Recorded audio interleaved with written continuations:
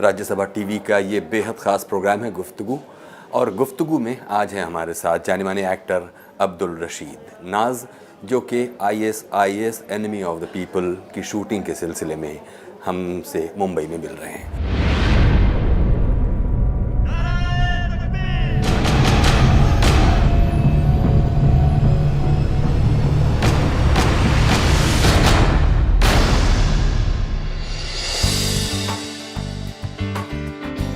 अब्दुल रशीद नाज 9 सितंबर 1948 को पेशावर में जन्मे अब्दुल रशीद नाज भारतीय उपमहाद्वीप के एक जाने माने अभिनेता हैं।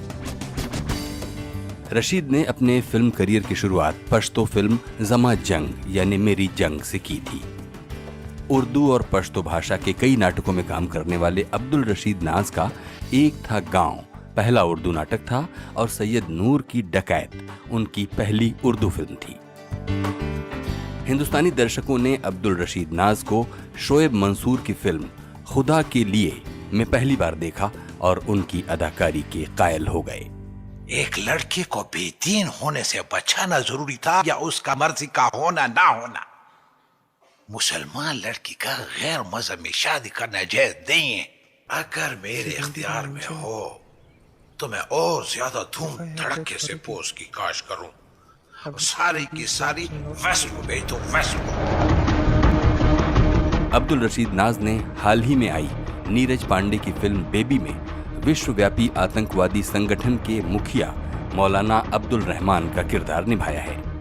अभी अभी खबर मिली है कि मेरे सर मोहम्मद रहमान के सर पर अमेरिका ने $10 मिलियन का इनाम रखा है। अब्दुल रशीद नाज को नायाब अदाकारी के लिए 2009 में प्राइड ऑफ परफॉर्मेंस सम्मान से सम्मानित किया गया है। बहुत बहुत शुक्रिया खुशामदीद प्रोग्राम में।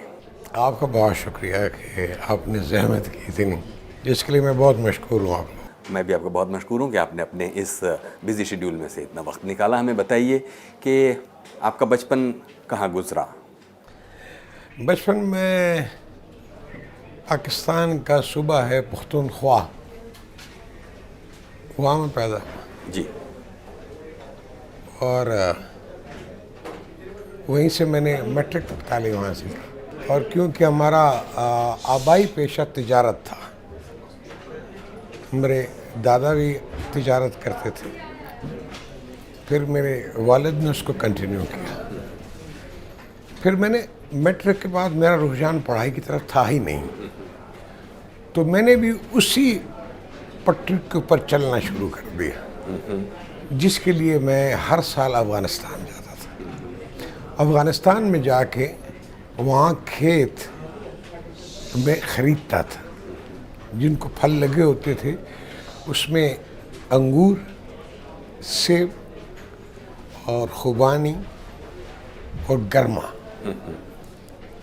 ये मैं वहाँ से ख़रीद के डेली, जिस तरह के आजकल तो नहीं आते, बहुत कम आते, पहले ये होता था कम से कम 120-150 ट्रक आते थे गर्मे के पाकिस्तान जी, और 80 डब्बे 100 अंगूर के आते थे, इस तरह 40-50 सेब के आते थे, इस तरह 10-15 खुबानी के आते थे।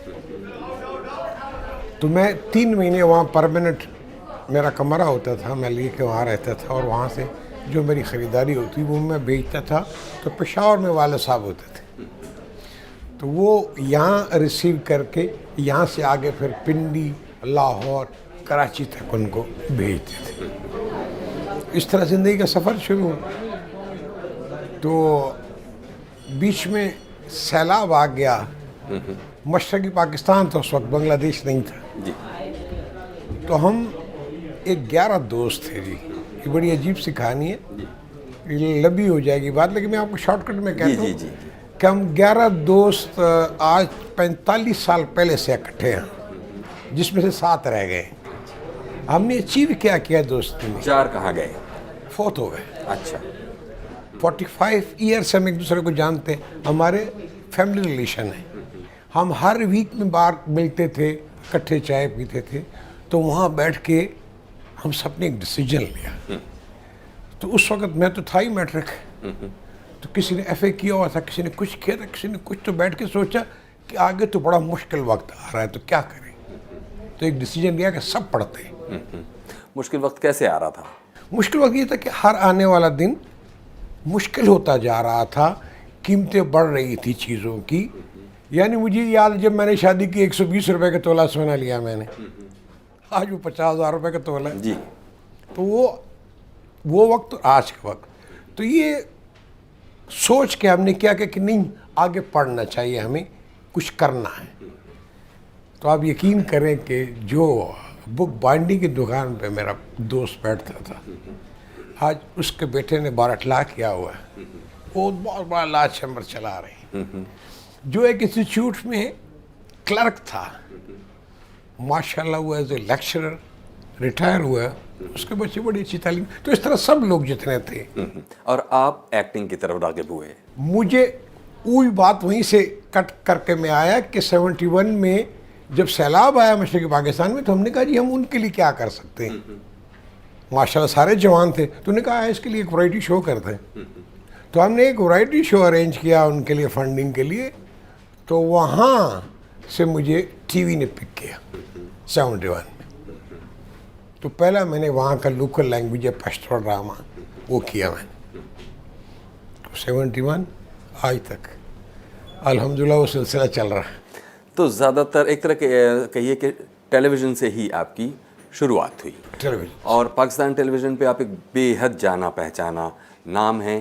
آپ کسی انٹروڈکشن کے محتاج نہیں ہیں. یہ اللہ کا احسان ہے. سنیما کی طرف پھر کیسے آئے؟ اچھا, یہ بھی بڑی عجیب سی بات ہے کہ سینما میں آج بھی مشکل سمجھتا ہوں ٹیلی ویژن سے. تو میں خوفزدہ تھا.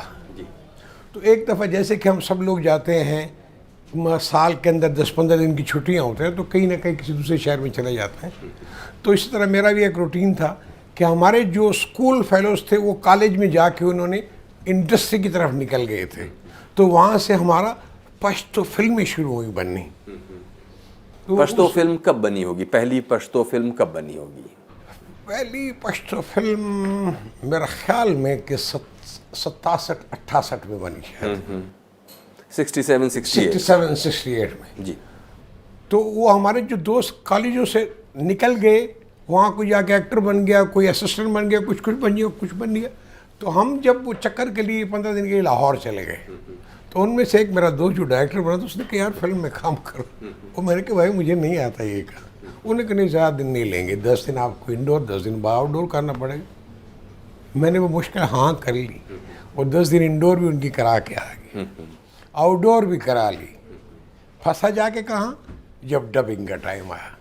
اور میں آج بھی فلم سے اس لیے بھاگتا ہوں کہ ڈبنگ زندگی کا سب سے مشکل کام لگتا ہے. اچھا, پشتو میں یہ بتائیے مجھے کہ کیا فلم بنانا, فلم ایک فن کے طور پر, کیا وہ ایک معیوب آرٹ مانی جاتی ہے افغانستان میں؟ پشتو بھی معیوب نہیں جانی جاتی. ہمارا جو کلچر ہے, اب میں آپ کو عجیب سی بات کروں گا کہ پشتو خواتین آپ کو ہماری پشتو فلموں میں 2% بھی نہیں ملیں گی. جو فلم میں کام کرتے ہیں پشتو فلم, اس میں 2% بھی پشتو سپیکنگ نہیں ہے. پھر وہ کہاں سے آتی ہے؟ وہ لوکل ہے وہاں کی, لاہور کی. ان کی پشتو میں ڈبنگ ہوتی ہے. اچھا. یعنی یہ حیران کن بات ہے. بالکل. کہ 2% جو ہوں گے وہ پشتو سپیکنگ لوگ ہوں گے, خواتین اسپیشلی. باقی سب وہیں کی لوکل ہیں جس کی بعد میں ڈبنگ کرتے ہیں. اور آپ اس وقت حیران ہوں گے کہ پاکستان میں سب سے زیادہ بزنس پشتو فلمیں کر رہی.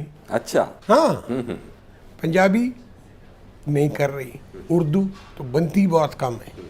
جہاں کہیں 50-60 فلمیں بنتی تھی, اب وہاں سال میں 3-4 فلمیں بنتی اردو کی, پنجابی کی 7-8 بنتی ہیں. اس کے مقابلے میں پشتو کی 20-25 بنتی ہیں, اور وہ 20-25 بھی کما کے دے کے جاتی ہیں پیسے بمقابلے پنجابی اور اردو کے. رشید صاحب, باتوں کا یہ سلسلہ بہت دلچسپ ہے, لیکن ابھی ایک بریک لے لیتے ہیں. ابھی وقت ہے چھوٹے سے بریک کا. بریک کے بعد حاضر ہوتے ہیں اور باتیں جاری رکھتے ہیں جانے مانے ایکٹر عبدالرشید ناز کے ساتھ. اگر ہم اپنے آپ کو جس دن ایک سمجھ لیں گے، ہماری بہت سی چیزیں اکٹھی ہیں، بہت سی چیزیں اکٹھی ہیں. ہمیں بھی اسی طرح استعمال کیا جا رہا ہے، آپ کو بھی اس طرح استعمال کیا ہے جس طرح ملا کو استعمال کیا جا رہا ہے.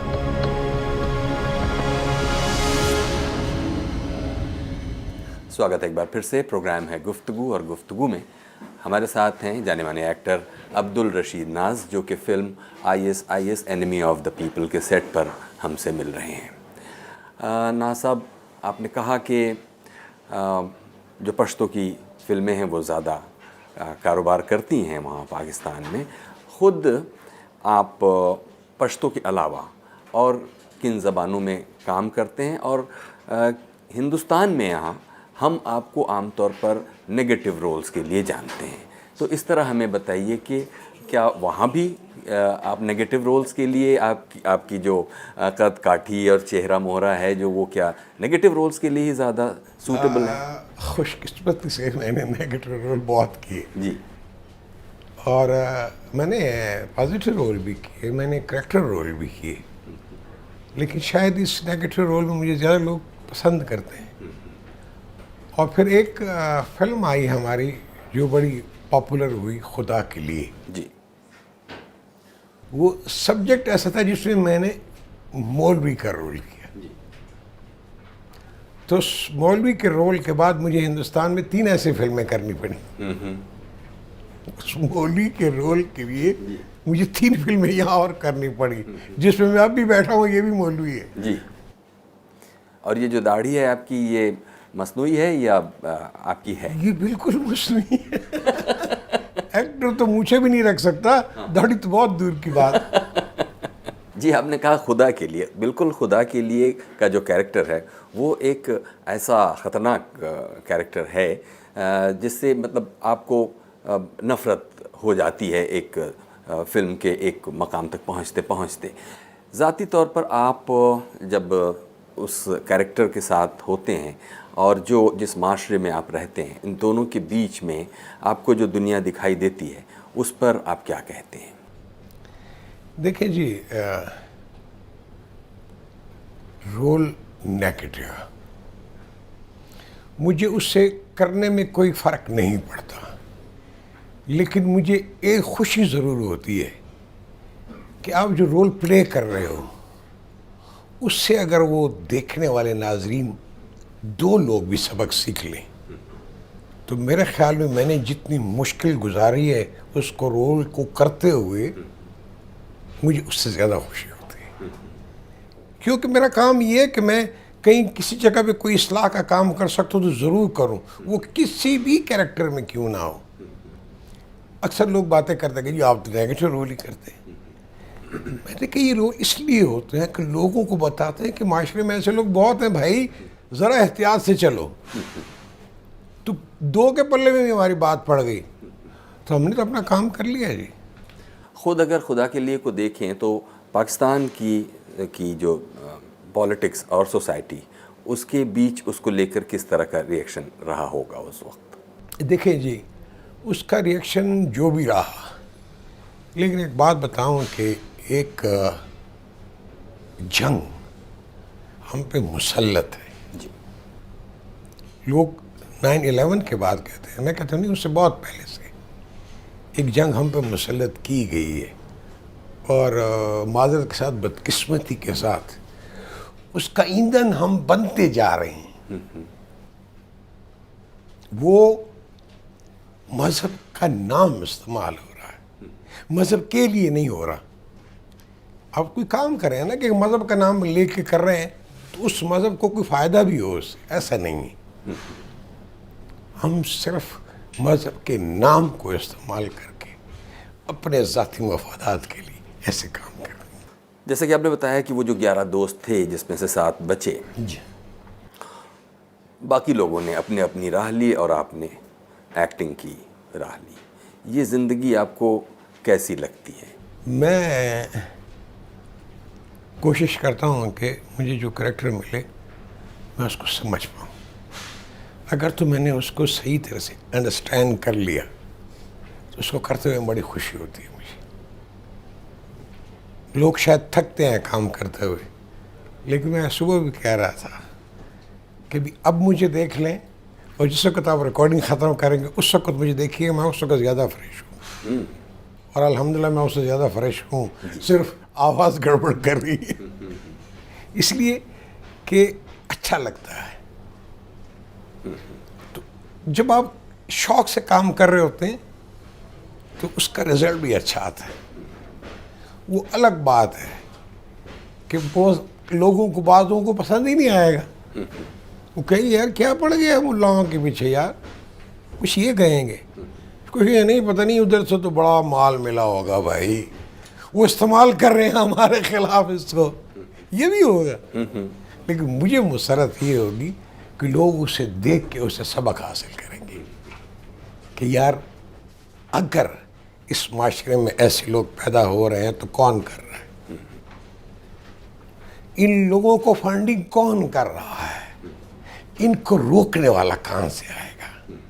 اور میں آپ کو یقین سے کہہ رہا ہوں، مجھے جتنا اللہ کی ذات پہ بھروسہ ہے اتنے یقین سے میں آپ کو کہہ رہا ہوں کہ ہماری جو یہ نئی نسل نکل رہی ہے ماشاءاللہ بہت سمجھدار ہے. اور آج سے 40 سال پہلے جب میں جوان تھا تو میں شاید اتنی جلدی اس کو پک نہیں کر پایا. آج کی جوان نے اصل مسئلے کو پک کر لیا ہے، صرف ان کو راستہ بتانے والا چاہیے، صحیح راستہ بتانے والا. تو یہ ہماری کامیابیوں کی ضمانت ہے. میں نے ہماری استعمال کیا، اپنی نہیں، اس لیے کہ ہم ایک ہی ہیں. اگر ہم اپنے آپ کو جس دن ایک سمجھ لیں گے، ہماری بہت سی چیزیں اکٹھی ہیں، بہت سی چیزیں اکٹھی ہیں. ہمیں بھی اسی طرح استعمال کیا جا رہا ہے، آپ کو بھی اسی طرح استعمال کیا ہے جس طرح ملا کو استعمال کیا جا رہا ہے. تو یہ ہمارے نئے بچے انشاءاللہ آ کے نہیں ہوں گے استعمال، نہ آپ کے بچے نہ ہمارے بچے. انشاءاللہ. رشید صاحب ابھی پھر ایک بریک لے لیں گے اور یہ دلچسپ باتوں کا سلسلہ آگے جاری رکھیں گے. گفتگو میں آج ہیں ہمارے ساتھ جانے مانے ایکٹر عبدالرشید ناز. ابھی وقت ایک چھوٹے سے بریک کا، بریک کے بعد حاضر ہوتے ہیں اور باتیں جاری رکھتے ہیں عبدالرشید ناز کے ساتھ. اپنے بچوں کا مستقبل محفوظ کرنے کے لیے ایک ہی راستہ ہے کہ ہم جنگ سے پرہیز کریں. ہم اپنے لیے، پاکستان ہو کہ ہندوستان ہو، ہم اپنے لیے امن کے راستے تلاش کریں.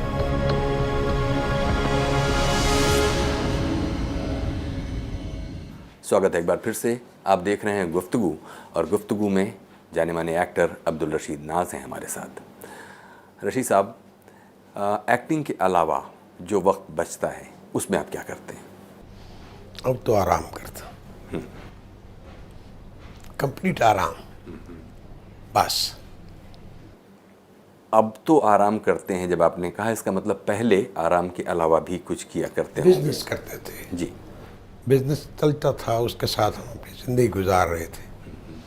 اب اللہ کا احسان یہ ہے کہ اب بھی کچن چل رہا ہے اس کے علاوہ بھی. تو یہ ایک شوق ہے، اور شوق کے ساتھ جوں میں جس ایج میں آ گیا ہوں اس میں بھی الحمدللہ مجھے کام کرتے ہوئے اچھا لگتا ہے. تو میں کہتا ہوں شاید مجھ سے ایسا کوئی کام ہو جائے جس سے کسی بھی لوگوں کے پلے میں کوئی اچھائی پڑ گئی تو میں سمجھوں گا کہ میری آخرت سنور گئی. جیسے کہ آپ نے تھوڑی دیر پہلے کہا کہ ہندوستان ہو یا پاکستان ہو، ہم سب ایک ہی ہیں ایک طرح سے. دیکھیے، ٹھیک ہے کہ اس کسی تاریخ کے کسی مقام پہ الگ ہوئے، لیکن ہماری جو میموریز ہیں، جو ہمارے ٹریڈیشنز ہیں، ان میں بہت ایک ساجھا پن ہے. جب آپ ہندوستانی فلموں کو دیکھتے ہیں تب آپ کا کیا اس پر کیا رائے آپ کی بنتی ہے؟ ہندوستانی فلمیں کل بھی بن رہی تھی، آج بھی بن رہی اور کل بھی بنتی رہیں گی. اس کی ایک سب سے بڑی وجہ تو یہ ہے کہ ماشاءاللہ بہت آبادی بہت ہے، तकरीबन 1.5 अरब से तो बढ़ गई होगी। जी। तो यहाँ मार्केट बहुत बड़ी है आपके पास। कल भी आपकी फिल्म अच्छा बिजनेस करती थी, आज भी कर रही है। अगर बाय द वे नहीं भी करती तो उसको उतना लॉस नहीं करना पड़ता जितना कि हम छोटे से पाकिस्तान में एक फिल्म पे 2 करोड़ रुपए लगाते हैं तो हमारे 4 सूबे हैं। उर्दू ने कहाँ चलना है? कराची में चलना है। पंजाबी ने कहाँ चलना है? लाहौर में चलना है। पश्तो ने कहाँ चलना है? KPK में और बलूचिस्तान में चलना है। एक एक्टर को इस बात का मलाल रहता है कि उसके अंदर तरह तरह के किरदार करने की सलाहियत है, लेकिन उसे अगर टाइप कास्ट कर दिया जाए कि अब आपको नेगेटिव रोल, तो सब लोग आपको नेगेटिव रोल दे रहे हैं। तो ख़ुद इस प्रोफेशन से, जिस पेशे को आपने चुना, और उसमें अब ये जो टाइप कास्ट वाली सिचुएशन है, ये जब आप देखते हैं तो क्या राय बनती है, क्या लगता है? मुझे इस पे कोई अफसोस नहीं, इसलिए नहीं है कि मैं ये समझता हूँ कि जो 40-50 को इन्वेस्ट कर रहा है ना जी, तो उसको अपने किरदार के लिए एक परफेक्ट आदमी चाहिए। अभी मैंने फिल्म की इससे पहले बेबी जो रिलीज हुई, नीरज पांडे जी ने खुदा के लिए देखी थी। उस वक्त से मैं उनके ज़हन में था, तो उन्होंने उस करैक्टर को यहाँ पाला, फिर उसको अपने शौक़ के साथ, जो उसका काम है, जो वो करते आ रहे हैं, वो अपने वतन के लिए लिखते हैं, वो अपने वतन के लिए फिल्में बनाते हैं। तो उस मौली को उसने वहाँ एडजस्ट किया ला के, वरना यहाँ बहुत बड़े बड़े लोग पड़े हैं, इतने बड़े बड़े आर्टिस्ट हैं कि जिनको हम पूजें भी तो कम है, लेकिन उसने मुझको बुलाया। अब मेरे लिए चैलेंज ये था कि मौलवी तो मौलवी वहाँ भी किया, यहाँ भी किया, लेकिन अल्लाह करे कि ऐसा हो कि खुदा के लिए वाला मौलवी अलग लगे और ये अलग लगे। ये आप बेहतर जानते हैं कि आपको कैसा लगा कि वो मौलवी को अलग था, ये को अलग था। और बिल्कुल आखिर में आपसे ये पूछेंगे, हालांकि बातें इतनी दिलचस्प हैं कि लगता है कि ये बातों का सिलसिला आगे भी चलता ख़त्म ही ना हो, लेकिन हमारे वक्त की भी कुछ मजबूरियां हैं। कोई एक ऐसा सवाल जो मुझे पूछना चाहिए था आपसे और मैं नहीं पूछ सका और आप उसका जवाब देना ज़रूरी समझते हैं, तो ये वो मरहला है जहां आप हमको कह सकते हैं। मैं शायद अपनी एज के हवाले से या अपनी आने वाली नस्लों के हवाले से अगर कोई बात करूँगा जी, तो इस वक्त हमारे पास अपने बच्चों का मुस्तकबिल महफूज करने के लिए एक ही रास्ता है कि हम जंग से परहेज़ करें। हम अपने लिए, पाकिस्तान हो कि हिंदुस्तान हो, हम अपने लिए अमन के रास्ते तलाश करें। हमारी बका, हमारी नस्लों की बका इसमें है कि हम अमन का रास्ता तलाश करें। और मैं फिर आपको यकीन से कहता हूँ, मुझे अल्लाह की ज़ात पे जितना यकीन है, उतना मुझे अपनी इस नई बढ़ने वाली नस्ल पे यकीन है कि ये अमन की तरफ ही जाएंगे। बहुत बहुत शुक्रिया रशीद साहब, आपने इतनी अच्छी बातें की और हमारे लिए इतना वक्त निकाला। बहुत बहुत शुक्रिया। आपका बहुत शुक्रिया, बहुत बहुत शुक्रिया। आपने जितनी मेरी इज़्ज़त अफजाई की, मैं इसके लिए आपका मशकूर। नहीं, आपके साथ वक्त मिलकर हमारे प्रोग्राम की इज़्ज़त अफजाई होती है, हमारी इज़्ज़त अफजाई होती है। बहुत बहुत शुक्रिया। Thank you. ये थे अब्दुल रशीद नाज, एक जाने माने एक्टर। कुछ कहना चाहते हो प्रोग्राम गुफ्तगू के इस एपिसोड के बारे में, तो हमें लिखिए feedback.rstv@gmail.com पर।